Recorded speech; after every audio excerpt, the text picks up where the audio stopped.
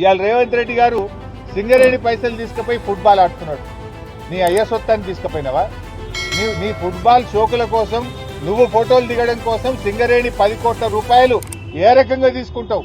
ఒకవైపు కార్మికులకు జీతాలకు పైసలు లేవు, అప్పులు తెచ్చుకొని బ్యాంకుల్లో ఓడీలు తెచ్చుకొని సింగరేణి సంస్థ ఆగమైతుంటే నీ ఫుట్బాల్ షోకుల కోసం 10 కోట్ల రూపాయల సింగరేణి డబ్బును నువ్వు ఏ రకంగా వాడతావు?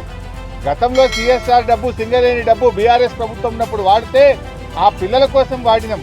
సింగరేణి పిల్లలకు ఒక మెడికల్ కాలేజీ పెట్టడానికి వాడినాం, లేదా ఒక స్కూళ్లు కట్టడానికో కాలేజీలు కట్టడానికో మంచినీళ్ళు ఇవ్వడానికో వాడినాం. నువ్వేమో ఫుట్బాల్ షోకుల కోసం వాడుతున్నావు. నువ్వు ఫుట్బాల్ ఆడడానికి సింగరేణి డబ్బే కావాలా నీకు? సింగరేణి కార్మికుల కడుపు కొట్టాలన్నా నువ్వు? ఏ రకంగా నీకు మనసు వచ్చింది సింగరేణి డబ్బులు తీసుకోవడానికని నేను అడుగుతా ఉన్నా. ఇది దుర్మార్గమైన ప్రభుత్వం. నువ్వు ఫుట్బాల్ ఆడడానికి రాష్ట్ర ప్రభుత్వంలోనే 5 కోట్ల తీసుకుపోయి స్టేడియం కట్టుకుంటావు. సింగరేణి 10 కోట్లు తెచ్చి ఆ మెస్సీతో మ్యాచ్ ఆడుతా అంటావు.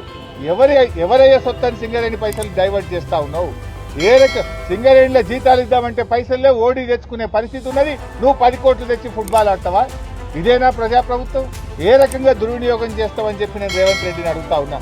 రేపు బీఆర్ఎస్ వచ్చినాక ఈ ఫుట్బాల్ మ్యాచ్ల మీద, ఈ ఫుట్బాల్ మీద పెట్టిన 110 కోట్ల మీద రేపు ఎంక్వైరీ వేస్తాం.